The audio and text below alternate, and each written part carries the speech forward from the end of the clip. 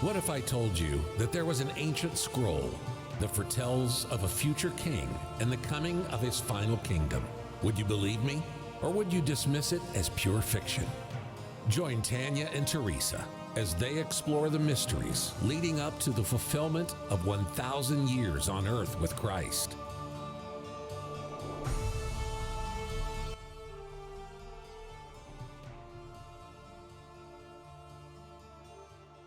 Welcome, everybody. Welcome back. Yeah, welcome. You know, it's really interesting. It's hard to find the best way to come in after that great intro.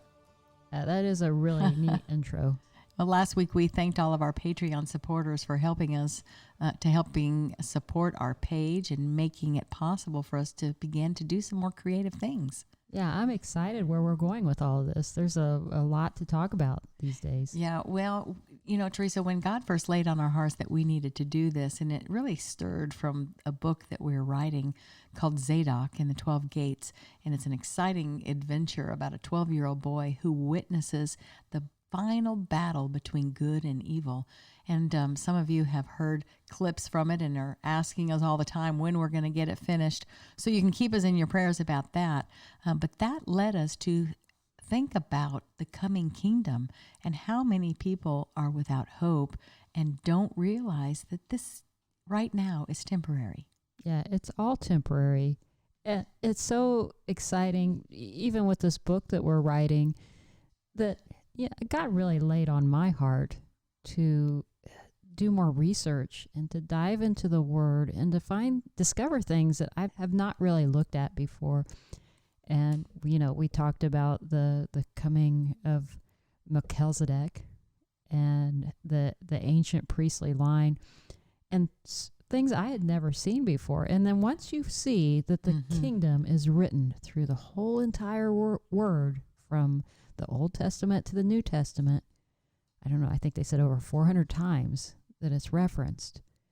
The Bible comes alive because you know that this kingdom is yet to be here. Yeah, and it puts everything in such a different perspective, everything we're doing every day. But I ask myself this question, am I intentionally doing things to promote the kingdom? And you know, I have to look at that each day. What am I doing? What am I, being a good steward of what God has given me to usher in the coming kingdom? Mm-hmm. And that's where this podcast comes in, because we felt with this research that we've done and the information that we found, this is important information to share. And so by becoming a Patreon supporter, we are posting a lot of that great research. We will be doing podcasts and splitting that up. Some of the podcasts will be free so we can, put the word out there and let people hear what they don't know. But then other parts of the podcast will be just for our supporters, because this took a lot of time, and it takes time out of our day to continue the research. And then, of course, we are working on creating fun and interesting podcasts for you. So thank you so much to our supporters. Thank you so much. Thank you. We're going to shift gears tonight. We talked about a coin that was found in the Cave of Horrors. Okay, well, that's not going to be the only one that I use, but that is kind of fun. That is fun. Well, we talked about the coin that was found, and it was dating back to the Jewish revolt in 132 AD, and what that means now about the discoveries that were found, how that's related to world currency, specifically cryptocurrency. So what exactly is cryptocurrency? Yeah, it's crazy to think that a coin found, a couple thousand years ago, that was created a couple thousand years ago, can be related to cryptocurrency. Well, actually it is. And currency has gone through a lot of changes through the years. And even within the last 100 or so years, it's gone through changes, especially here in the United States. We were looking at a currency that was based on gold and silver. And of course, we don't want to be carrying around gold and silver with us everywhere we go. I'm thinking of the Westerns where there was bags of gold and, robbers. And so we definitely that wasn't very practical. So they created the greenback during the Civil War time. So it was basically a promissory note that, this certain, or a check, this amount equaled a certain amount of gold. There was an act of 1900 which placed us on the gold standard, and an ounce of gold was worth $20.67. Well, during the Great Depression, which wasn't so great, the inflation was going up, and Franklin Roosevelt actually had all the citizens turn in their gold. And so they were required to that by law. They were able to kind of change how the currency was pegged to the gold standard. So not until 1971, Nixon took us off the gold standard. The Federal Reserve had been printing money. It was pretty much out of control. And Nixon took us off that standard so that they could print more money. Kids of today really they can't relate to that. They don't understand that because all they've ever known was that, they just have the dollar, the currency that they have. Right. And, right now, well, let's go back a little bit. The dollar is kingpin of the world. And it was based originally on the gold standard. And the reason the gold standard was so well received at the time is because there's a capped limit on gold. I mean, there's only so much gold or silver you can find in the world. And so it was pretty much of an equalizer. There wasn't room for inflation to print more money.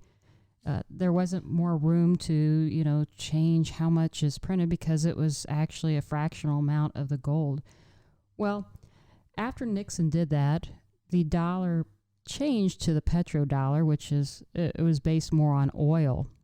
But last year, pretty close to around the date of this podcast, there was something that happened in history that I think was the death of the dollar. And that was when petro oil went to the negative. So that meant that if I went to buy oil, I couldn't. They pretty much were giving me oil. It went negative $40 per barrel. At about that time, in walks cryptocurrency. Yeah, behind the scenes, there was the cryptocurrency, and that started about 2009. And I think at that time it was maybe a cent that you could buy a Bitcoin. And with the pandemic and things, I think it just really pushed along the cryptocurrency because people were thinking that handling the money, we had germs and things like that, and it was more difficult. But I really believe the pandemic brought this cryptocurrency that has been behind the scenes to light. During the pandemic, more people began to order online, shop groceries, everything. But what does this have to do with the Qumran caves? Last week, I asked those that were listening I gave you some homework. I said, go to PayPal, and I want you to look right away. When you open your PayPal, you will see the opportunity to buy cryptocurrency. So if you're new to the crypto market, which I was, and not until recently, it is very confusing. We are going to start providing you with great information that we've done and research we found. And that's the fun thing about cryptocurrency. We have some really neat information for our Patreons. And crypto such as Bitcoin and Ethereum bypass the banking industry, which is why we believe that the central banks are in a hurry to develop their own coin. And that coin is called what is called the stable coin of each nation's currency. So each nation will begin to have their own coin. And there is a term called CBDC. Some of you may have heard that term. It's central bank digital currency. So currently it's not pegged to any physical asset, just the perception of the country issuing it. Teresa, you had a couple of dreams about that. Yeah. I didn't know what these dreams were until just recently. And I don't really discuss my dreams a lot because I know that God gives us dreams just for us. And I say this is just a dream for me. Yes. If it speaks to you, then that's great. But I did have a dream back in the fall where I saw the United States quarter up into the sky, into the night sky. and I couldn't figure out what I was seeing. I thought maybe it was something to do with the elections or not, but this that was the American eagle on the coin up into the night sky. And this was before you ever even started thinking about cryptocurrency. Yeah, I had no idea what this was about. Well, God started speaking to me again. Yet again, I had another dream. It was probably in January, where I see the eagle in the sky again, this coinage, and there was a bear looking out the window. I'm like, what? Why would a bear look out the window to see this coin? Well, I'm not really much into the stock market. I am now because I started researching it. But bulls and bears are definitely a symbol of the stock market, with the bulls meaning a bullish time in the stock market where the stocks are going up, and the bears meaning that the stocks are going down. So I'm watching this bear look into the sky of this coin in the air. So that was the second dream. Then the third dream, so I guess I didn't get it. I still didn't understand it because I didn't put it all together. But then the third dream, I had a meeting with Johnny Cash. Now, of all things, were you listening to Johnny Cash music? I like Johnny Cash. I really do, but I don't think that I could even have thought of all of this. But Johnny Cash was packing up his guitar. And I said, hey, Johnny, what are you doing? Hey, Johnny. I said, hey, Johnny. He's like, come on with me. I'm like, okay, this is great. So I followed Johnny, and people are saying, hey, Johnny, what your career's over. What's going on? And he goes, I'm going to show you, I'm going to show you how I'm going to pack things up, and my time's done. And I woke up, I'm like, why did I think about Johnny Cash? And I was like, oh, the end of Cash. Oh. Like, I see now, God, where we're going with this. And so then that just spurred on for me to do research. And that's where I dove into this and started looking more into the cryptocurrency because of the end of the cash. Well, I remember when Bitcoin back in 2009 became a thing. And, those of us who are kind of old school, I'm like, Bitcoin? Oh, no. I am not getting caught up in that. Right? Well, Bitcoin holds its value due to the fact that there's a cap in how many Bitcoin there are and the processing and energy that it takes to produce it. And we'll talk about that later on in some other podcasts because that's very cool stuff. But Bitcoin was $7 in 2012. So imagine if you'd bought a Bitcoin. Well, today, in 2021, a Bitcoin is valued at $60,000. I can't. Nuts. So had we, I remember thinking you should probably get some Bitcoin, but I just erased that. I'm thinking back in the day where this kid had about 10,000 Bitcoins, and back in the day, and he bought a pizza with that 10,000 at 60,000 a Bitcoin today. I bet he's sorry he bought that pizza. I hope it was good. Yeah, today's value, I think it would be over $630 million. Oh my goodness. If he had held on to that cryptocurrency, right, it would have been worth that. Yeah, that's a lot for a pizza. Yeah, I bet he's regretting that pizza. Yeah, he could have had many, many pizzas for that. Well, we're still not back on the gold standard, which would stabilize our currency due to the fact that there's only so much gold and silver in the world. But cryptocurrency makes it simple to tie the precious metals because it is digital and fractionalized. So tell us a little bit more about what you found about that, Teresa. We're printing money like we've never had before with the pandemic. And the inflation is out of control. There's more supply than there is demand of things. So basically that means things are going to go up, right? And up and up. And we see that in scripture where a day's wage is a loaf of bread. We just see how that inflation keeps going on.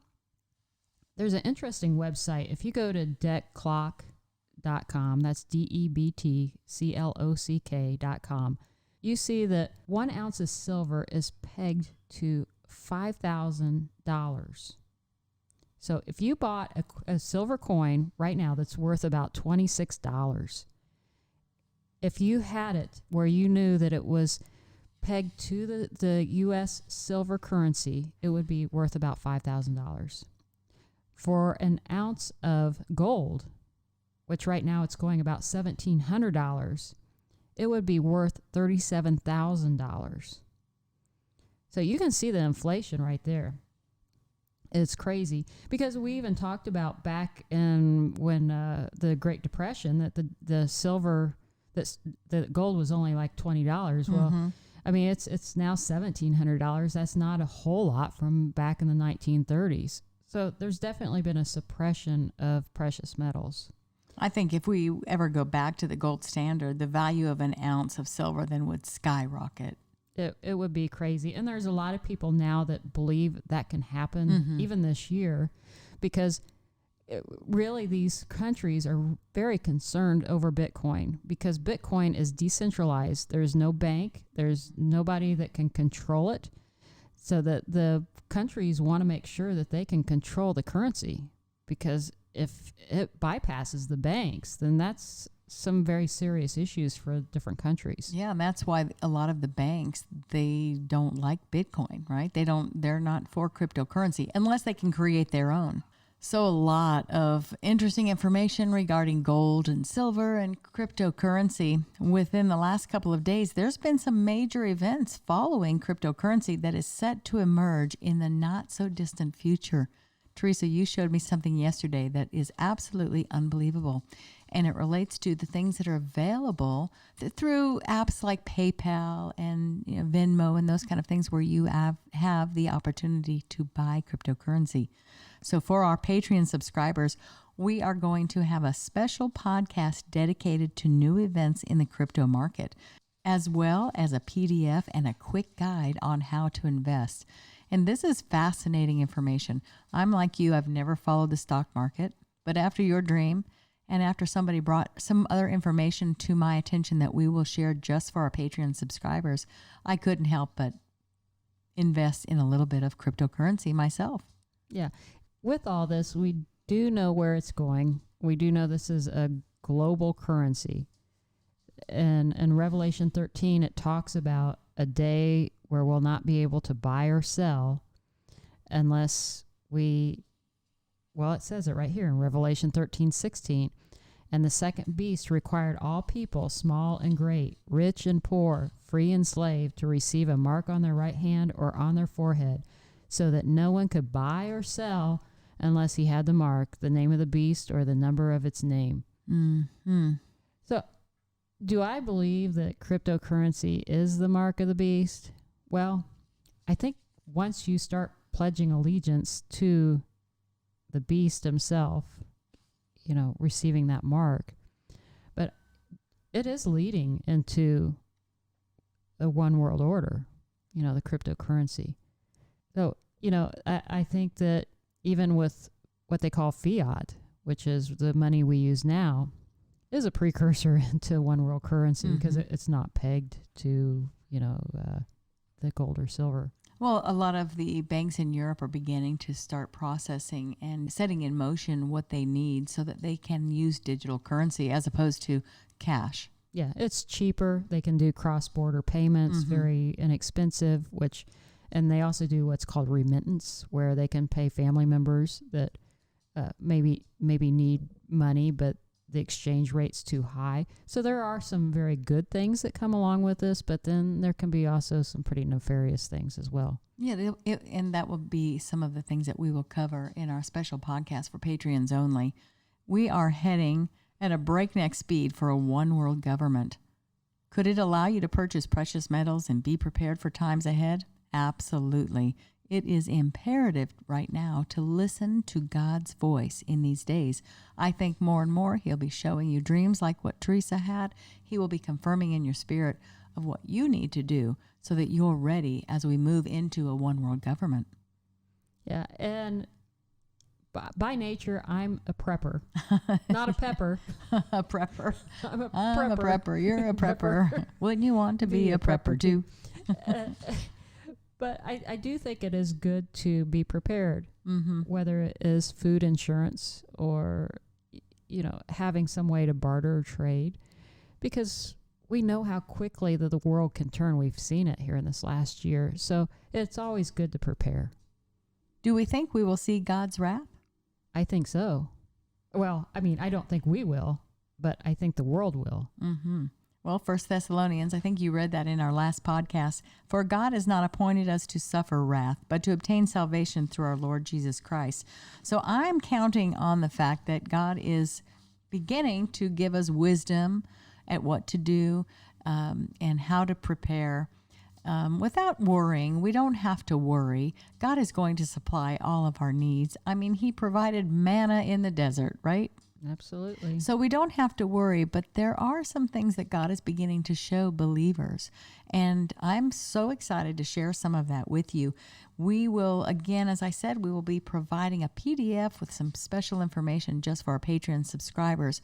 So to become a subscriber, you want to go to kingdomcountdown.com, and that will link you right to our Patreon page, and you can join. And there are a couple of different tiers to be able to have access to some of our files. So we will be releasing our podcast next Friday night just for our Patreon subscribers. Be sure to join us.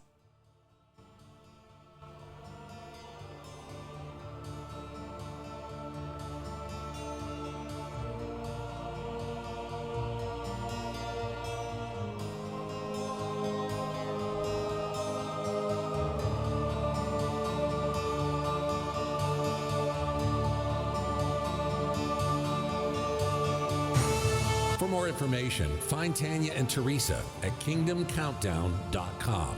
That's kingdomcountdown.com.